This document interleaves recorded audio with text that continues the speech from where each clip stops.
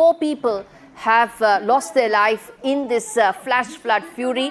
And as of now, 50 people are missing. Rescue operations are underway. We are waiting for more information. But these visuals tell you just how scary those minutes were when villagers were trying to escape from this flash flood that was triggered by the cloudburst. Let's quickly now put out the big questions that we are asking, that NDTV is asking as far as this tragedy is concerned. First and foremost, did the cloudburst sensors function today? Since 2013, viewers, when the first and the other devastating flood hit Uttarakhand, this has been something that has been asked again and again. And in fact, an elaborate mechanism was installed after the 2013 tragedy. Did it work today? That's the first question that we are asking. Let's move ahead and tell you the other one. Why didn't the forewarning system alert Dharali village in time? Again, something, there have been repeated floods that have taken place in Uttarakhand. After 2013, there were devastating ones that followed in 2021 as well. And again, it was assumed, and in fact, an elaborate system was put in place only last year in 2024. That forewarning system, what happened? The third key question that we are asking, let's put that out. The third question is, what data did sensors capture before Uttarkashi cloudburst? It's about the data that really tells you whether you need to be forewarned or not. Is that data mechanism, capturing mechanism, faulty? Does it need to be revisited? Or was it working properly and did not alert in time? That's the key question. Next up, let's put out the fourth question, which is that are installed sensors actually operational and maintained? Very basic question, but one needs to ask, given the fact that at the end of the day, it is the last mile that needs to be figured out, which is you've got an elaborate system in place, but is it actually working? Is it being maintained? Is it actually operational? That's a key question. And the last one that we're putting out is, beyond the sensors, which, as I said, has been in place, elaborate mechanism in the last couple of years, was Dharali on flash flood alert or not? There was a cloudburst that happened.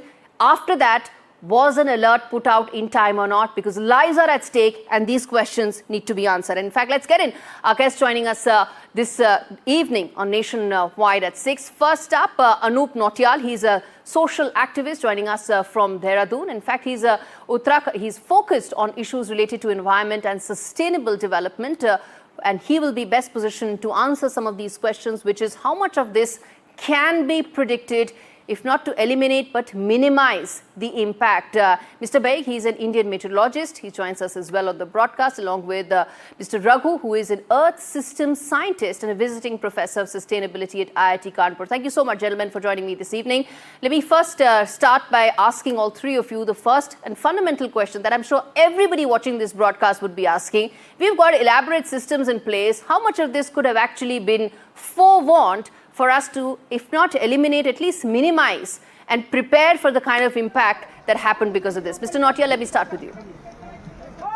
My deepest heartfelt condolences with the people of our state, particularly of the Dharali region. And as we speak, I think you also showed visuals of another place called Sukhi Top. So just to set the context right, we have 13 districts in Uttarakhand, and whatever is happening today is happening in the ecologically, geologically, environmentally vulnerable district of Uttarkashi in the Garhwal Himalayas. So this Dharali is when you go from Uttarkashi, which is the district. So Uttarkashi is also the district and the name of the district headquarters. And from Uttarkashi, you go to Gangotri, about 100 odd kilometers. Dharali lies 80 km from Uttarkashi. Now, you showed and asked many questions about sensors. At least I am not aware if any sensors or any early warning systems have prevented any disaster from happening in Uttarakhand. So as you rightly mentioned, even from 2013, from the time of Kedarnath, there has been a lot of talk about these EWS systems and all of that. But the frightening frequency with which we are witnessing all these landslides, all these disasters, and I want to repeat myself, consciously aware that I am saying the same thing again, that at least I am not aware of any EWS early warning system or any such siren kind of system which has prevented landslides from happening. So that this is my first comment, and I'll pass it back to you. Right. And Mr. Nautiyal, I'm going to come back and ask you that the frequency, the frightening frequency with which flash floods are actually occurring in Uttarakhand. I'm going to come back and ask you the causes, and more importantly, what can be done? But before that, let me get in Mr. Beg for his initial comments in terms of how things are unfolding right now. We'll keep updating you about the rescue operations, viewers, but it's important to understand why this happened, how it can be prevented, and more importantly, the elaborate systems that we keep hearing about. Unfortunately, when it's such a tragedy like this that happens, you suddenly realize nothing seems to be working. Mr. Beg. Yes, very tragic and unfortunate event. Let me clarify that this is more like a cloudburst kind of event. But to my understanding, it is not a cloudburst. The cloudburst definition is that within 1 hour or less than 1 hour, 100 mm rain within an area of 10 to 20 kilometer. But what is really causing? There are two things which has caused this particular. Firstly, that there is a rain, very fast rain, less rain. IMD has predicted that rain is going to be continued up to the 10th of August. So that was perfectly okay from that point of view. But then what has happened is, it is a natural plus man-made disaster, both when they combine together. But let us come to very short thing is that first thing why it has happened, this particular thing, it is a continuous rain which is happening in area as well as surrounding areas.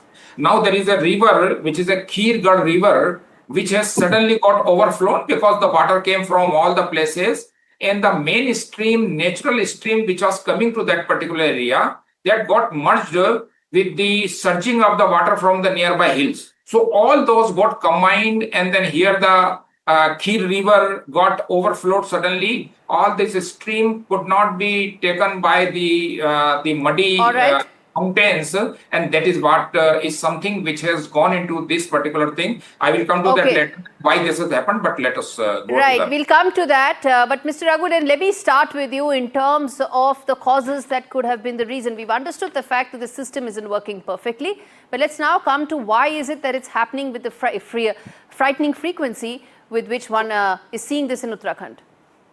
Yeah, the first thing is IMD did forecast heavy rain in the region. Secondly, there are global factors that matter. So the warming over the Middle East and the Mediterranean is very rapid over the last 10 to 15 years because of global warming. That's what dry regions do in response to global warming. Those have been pulling the winds northward over the Arabian Sea, which tends to pump moisture into the Himalayan foothills. So you have all the ingredients of mountains, mountain slopes that are being affected by these global factors, but we have local amplifiers because we are mishandling the land use, we are not being careful. But you have to remember, risk is never zero. So was it forecasted correctly? Not at the scale of Dharali, because that's not very easy to do, but that's where we are headed. So I wouldn't blanket blame saying this didn't work, that didn't work. NDMA has been doing better every year. Mortality has been going down, but each event teaches us something, so there will be a bitter lessons, sir. Of this event. All I can say is there are bitter lessons that come at a very heavy price that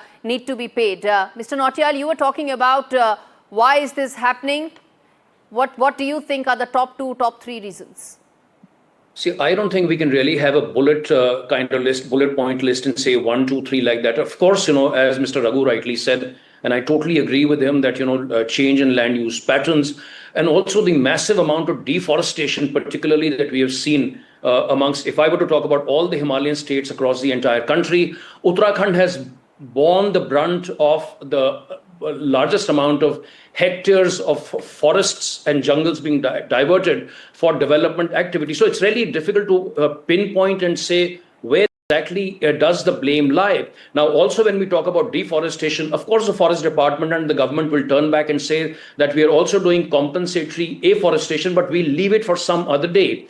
To answer your question, I see this principally as 3 crises. And of course, everything is blanketed by climate change, because climate change has become a bogey now for our policymakers and for our governments. And when I say government, I will also pinpoint the Union of India, the government of India, and particularly the Prime Minister and the Home Minister also need to move beyond simply offering condolences and speaking to the Chief Minister of our state. Okay. And, I also at one level, I empathize, with all authorities, with officials. Right. because of course the first priority is to provide relief and rescue, but at the same time, and I'm truly dejected, I'm disappointed, I'm really hurt that we are not questioning, we are objectively not looking at what is happening at this landscape, and we can't look at Himachal Pradesh as one state, Uttarakhand is another state. So we have this So crisis. there is the Himalayan belt, and efforts need to be made to study the entire region. We have the crisis from of all development. aspects. Yes, We have the crisis of development. This all development is one huge crisis itself. Then we have the crisis of climate, and of course we have the crisis of apathy. So the entire cocktail of the way things are happening, particularly in Uttarakhand, I think there is lots to course correct. It is not enough, to simply offer condolences.